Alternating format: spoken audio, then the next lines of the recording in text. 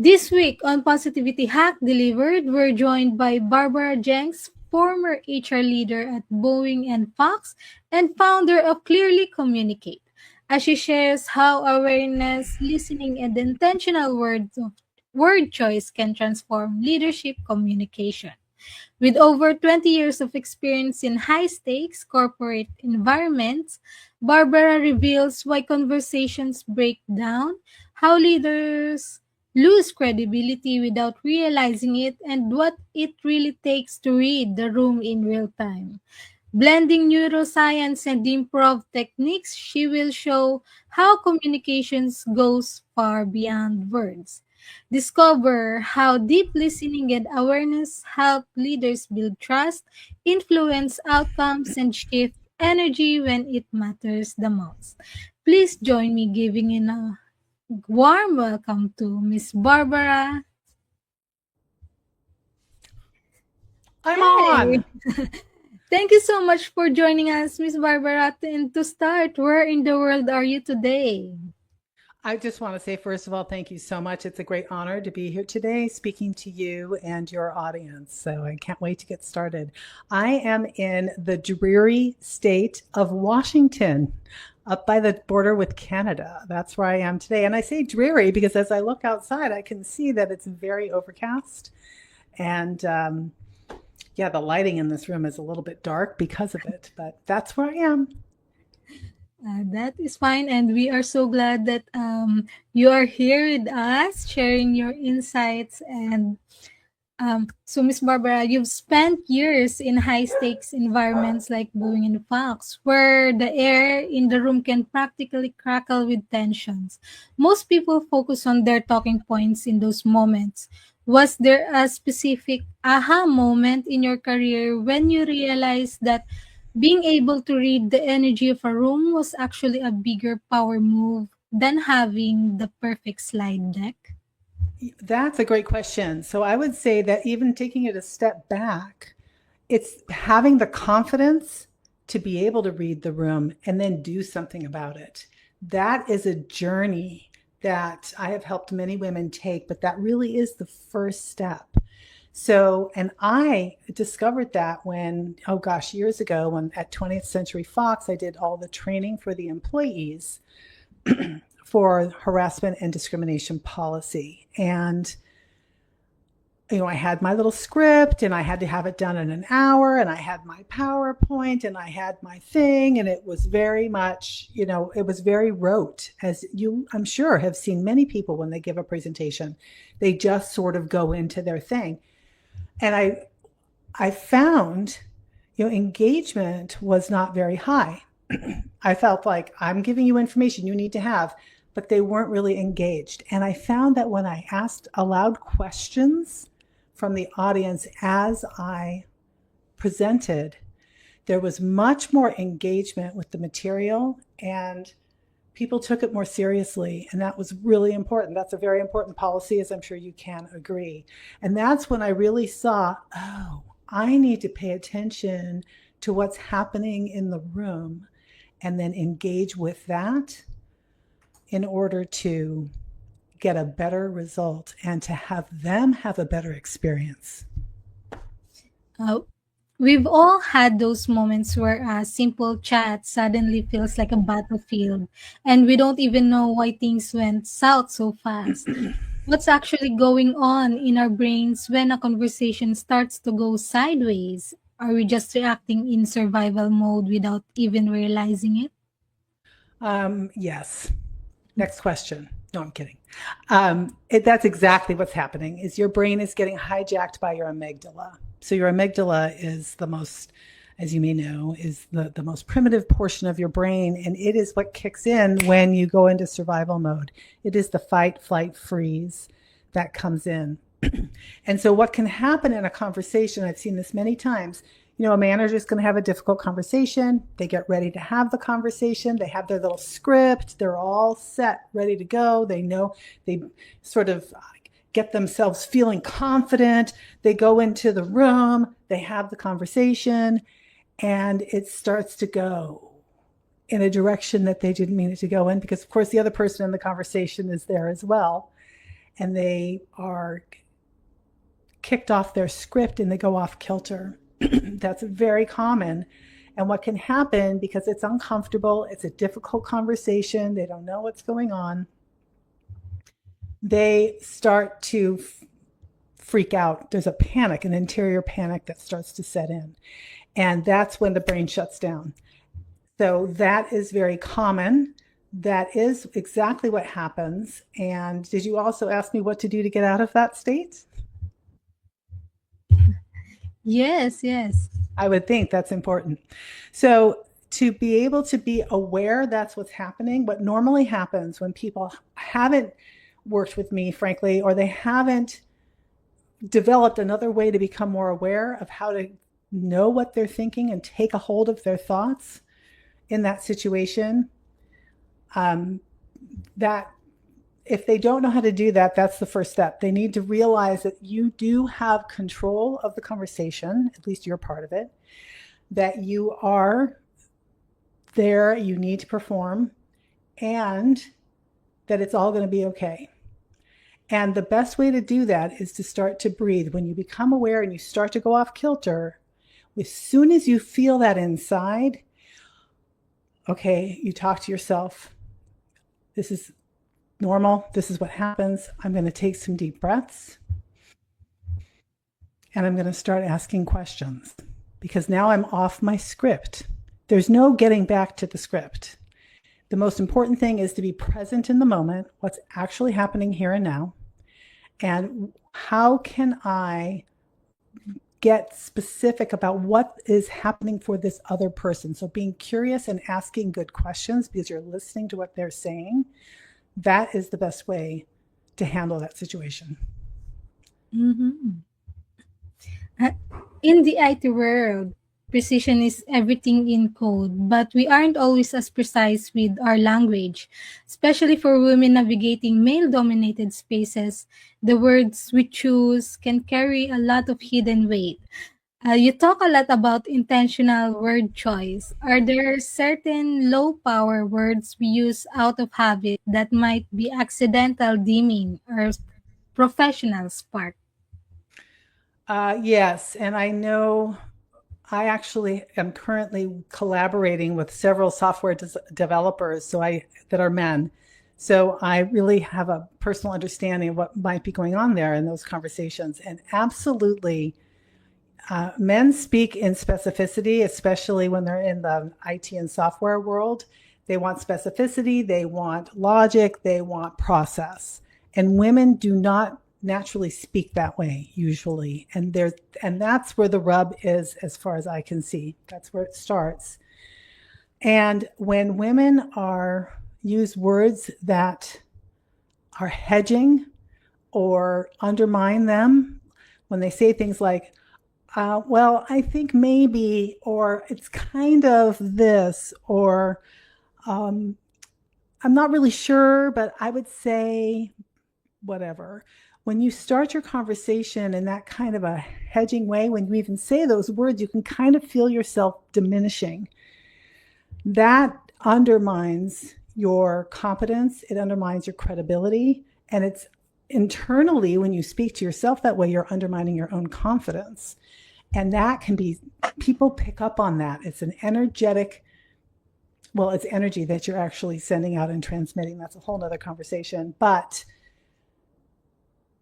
you are communicating that. People are picking up on that. And the men that you're working with, they know it immediately, because as soon as you go down the path of, well, maybe it could be, because women like to collaborate and talk about things. Men don't. It's much more powerful to come in and say, here's what I recommend.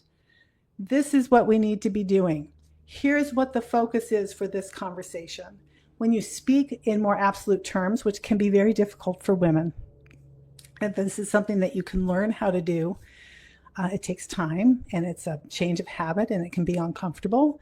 And it is one of the most valuable things that any woman in any business, but particularly in IT, needs to learn, because it's that the more you can speak like the men are expecting to hear the information, the more success you're going to have. And there's people who will say to me, well, Barbara, I shouldn't have to change who I am. I'm a woman and they need to change to listen to me. My answer to that is they will change if they feel a need to change themselves. And to go into a workplace, an engineering workplace or an IT based workplace, and expect everyone to change to accommodate your communication style as an HR person, that is an unrealistic expectation. It's better to kind of march both ends toward the middle and for you to take, it's a self growth thing for women. It's much more empowering to take responsibility for yourself and how you're showing up in the world, because I'll tell you, if you change it at work, it's going to change in other areas of your life. And you'll find that when you start speaking differently to yourself, when you start speaking with more confidence and competence to the people in your department, if it's men in your IT department, that's the example you gave me. When you start showing up differently at work, you're going to show up differently in your life, and you're going to see how your relationships everywhere are changing. As a founder and coach, you've often called in when things are already a bit broken. You have to be a bit of a detective to find the root cause of the frictions. When you're faced with a big communication mess, what's your personal go-to strategy for untangling it? Where do you begin? The first thing I do is I take care of myself. If I'm in a situation and it's just exploding all around me, let me give you an example of that. Like when I'm negotiating with the union and I have all the union reps on the other side of the table, and I have me and my team on my side of the table, and everyone starts going at each other and having a very robust conversation, shall we call it. The first thing I need to do in that situation is take care of myself, because my proclivity is to manage them. I want to, you need to calm down and let's get this back on track. And I want to do all these things outside of me. But in the reality, I can only manage myself in that situation. And by managing myself, I'm helping to lead others by the actions I'm taking. So some of the ways I take care of myself in that situation is by, first of all, recognizing that it's going awry. And for me, I start to breathe. I immediately start deep breathing techniques, which is box breathing. I'm sure you've heard of that, where you inhale for 4, exhale for 4, inhale for 4, exhale for 4. And get myself present in the room, myself. Then I start to think about what the next steps are going to be. But when I start to ask clarifying questions. That's one of the things I would do, is start to talk to just one person and say, I'm hearing you say XYZ. Can you tell me more about that? I want to hear what you have to say. And when I start to focus on just one person and what they want to say, everyone else kind of calms down, because I'm influencing the room. I'm taking control of the conversation without coming in and saying, shut up, everybody, when it's this big brouhaha. Those are the first two things I do: take care of myself and then ask specific questions to help understand what other people mean. That's good. And there is a long list of skills leaders are told to master, but in a fast-paced tech environment, we need to know where to focus on our energy first. If you had to pick a top 3, which soft skills do you think are absolute game changers for women wanting to level up in IT right now?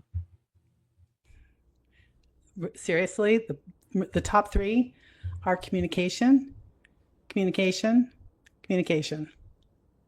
Because everything has to do with communication. The definition of communication is the response that you get. And if you're not getting the response that you expected to get, then your communication is awry, and that is something that you need to fix. So I've said that it's kind of a pat answer, but there's many different ways communication shows up. And one of the ways is the communication with yourself is really the most important thing you can do. is to be able, how you talk to yourself is number one.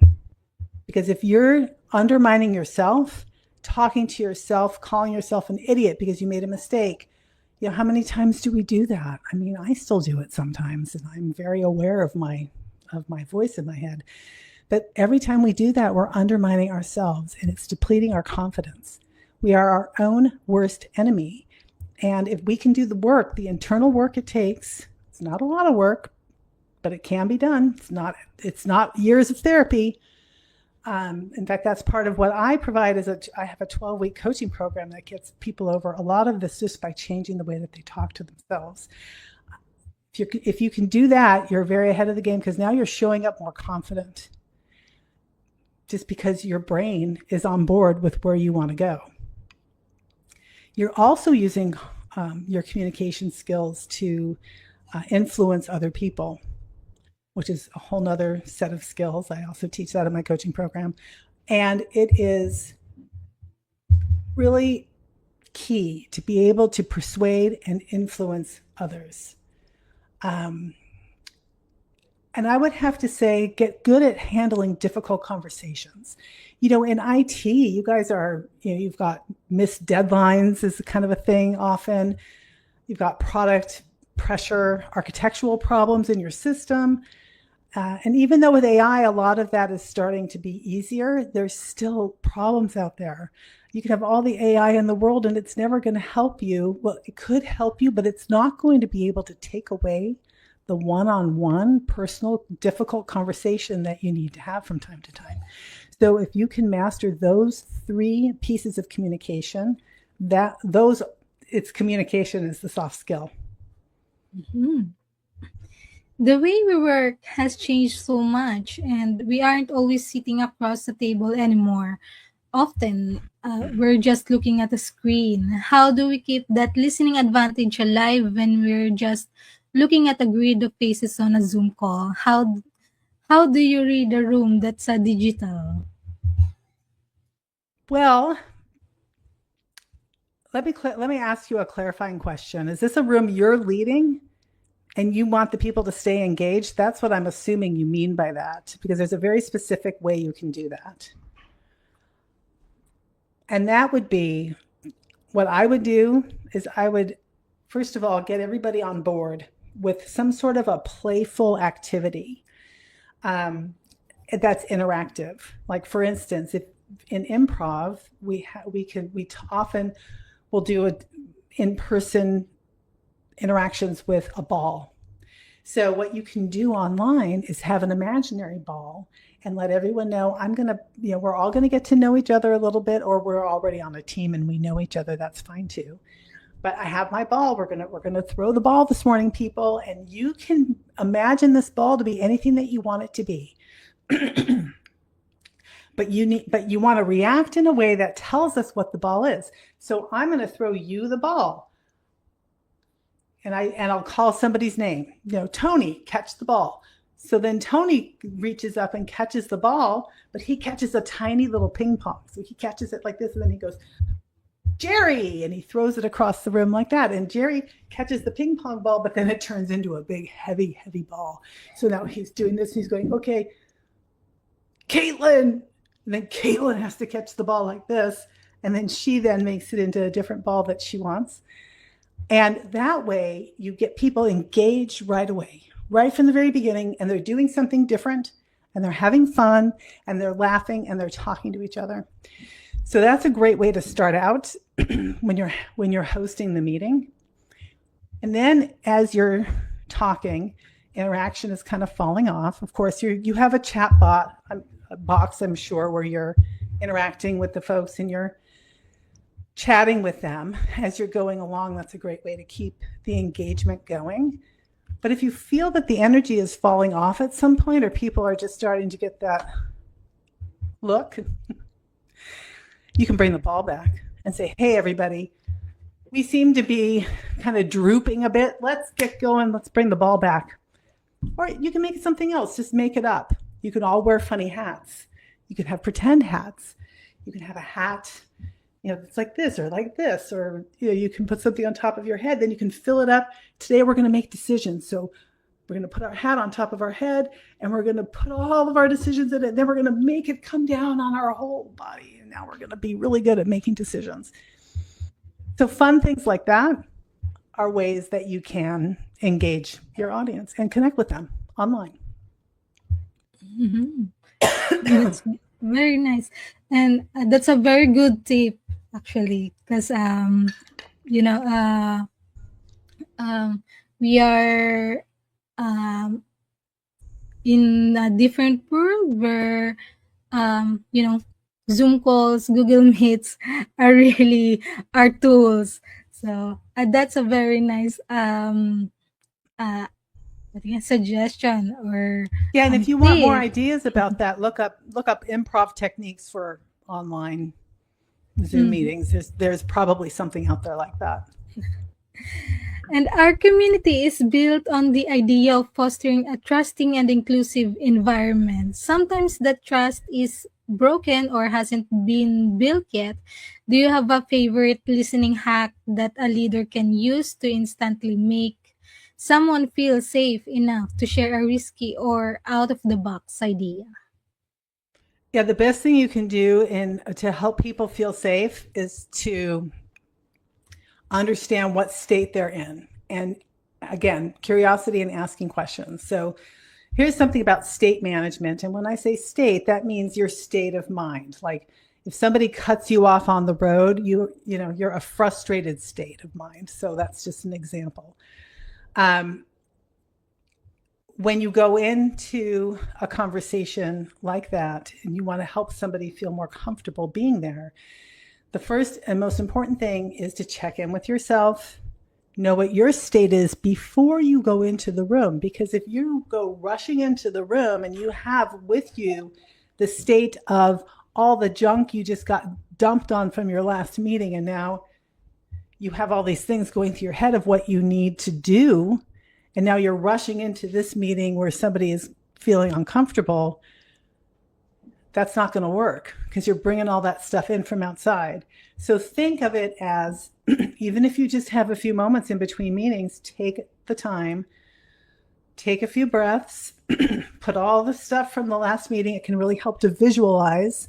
So one of the visualization tools I use is I have a suitcase.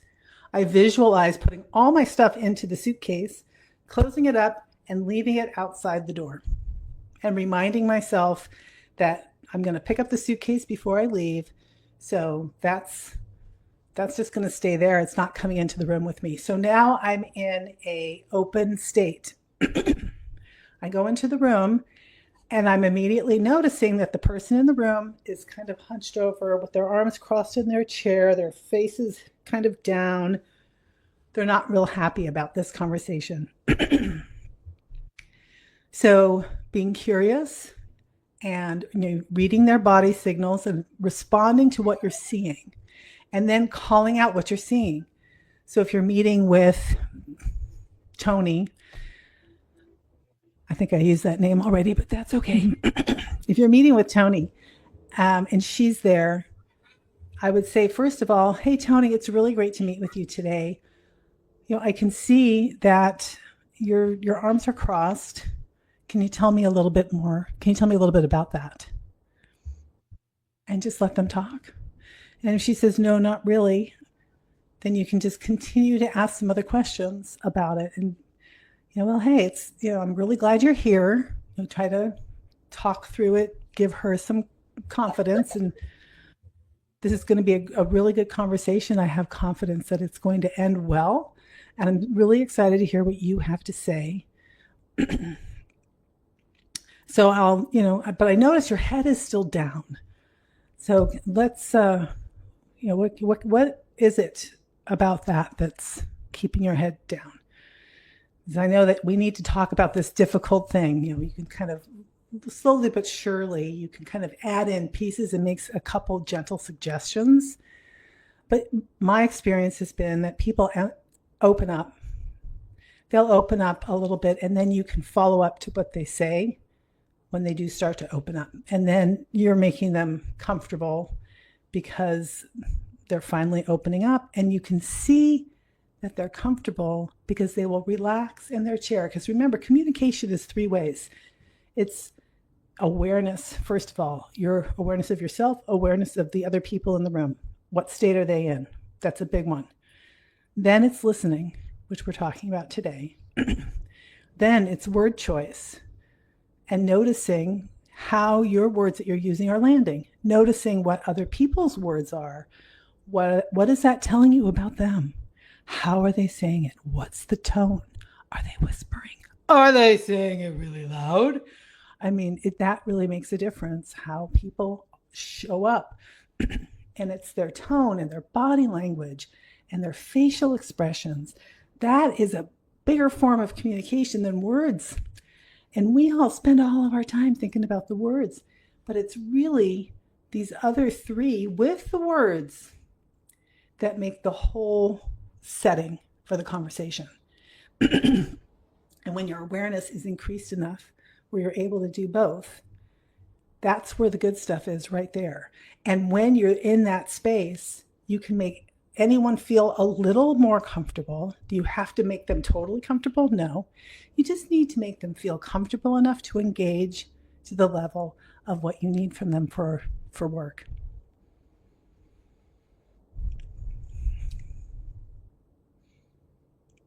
I can't hear you.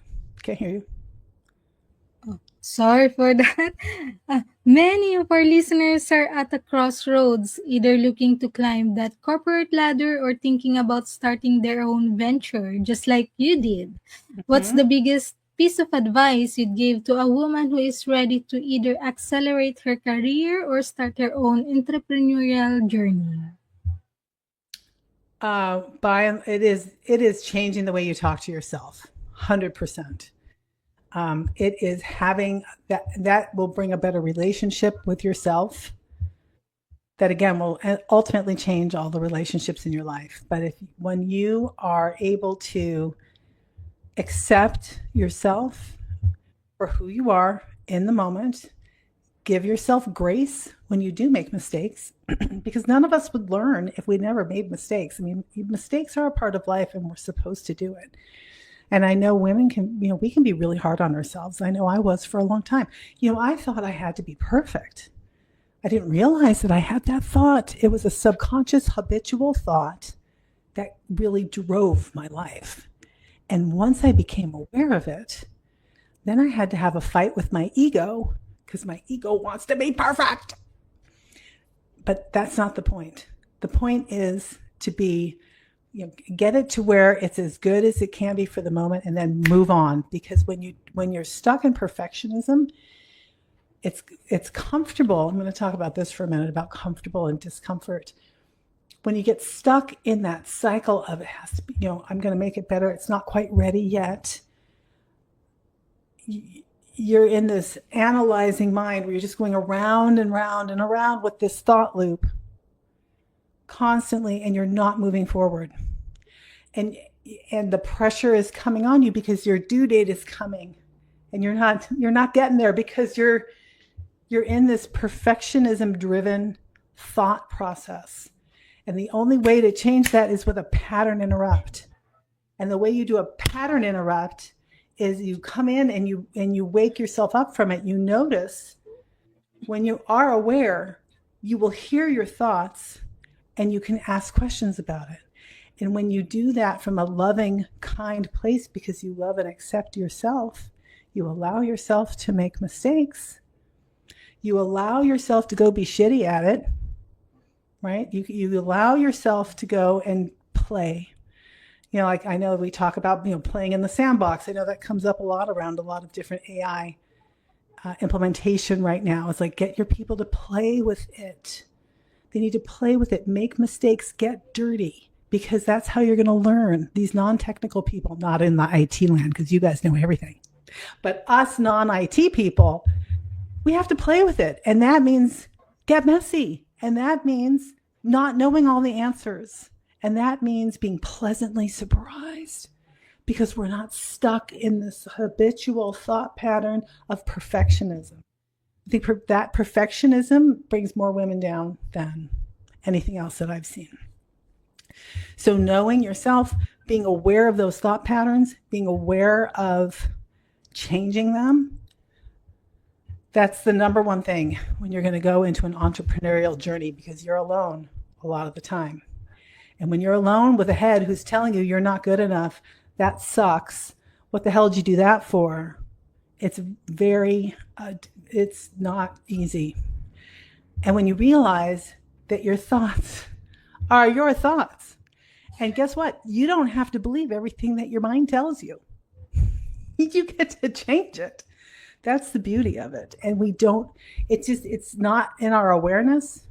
And we're so habitually oriented to how we've always done it in the past. We just show up as who we are, and we have all those thoughts with us, and we just think that's who we are. But you can massively change how you show up and who you are in your own head. And that's the first journey to going into entrepreneurship. That was my journey. I can talk about that a little bit later. Speaking of your journey, so Ms. Barbara, you are always evolving and finding new ways to help Leaders Connect. Is there any exciting on your horizon right now? Any new projects the Women on IT community should be looking out for? Yes, actually, I'm actually in the midst right now of developing a group coaching program. I have in the past, I've done some group coaching with people who've done my one-on-one coaching first. And right now, the only offer I have is a 12-week one-on-one coaching program, because I have found that is really that's where you're going to get the most bang for your buck, and where you're going to be able to move forward very quickly when you do that kind of very focused work over a period of time, 12 weeks, so you can actually change your habits. And then again, being held accountable for doing the work, because I hold people accountable every week. And from there, then when you have all the basics of what I have to teach about awareness, listening, and word choice, then you can move into, everybody has kind of the same understanding, then you can move into a group coaching environment. So I'm playing with that now, seeing if there's a way I can reduce the barrier of entry to a 4-week coaching program, and then getting into the group. I would love to hear from any of your listeners if this is something interesting to them. I would really love to know about that. I hope that they would reach out to me in email, which is just barbara@clearlycommunicate.com. It's just Clearly Communicate. There's no funny spelling or anything else. And you can let me know you're interested, and I can get a sense of whether this product is what I want to continue to develop.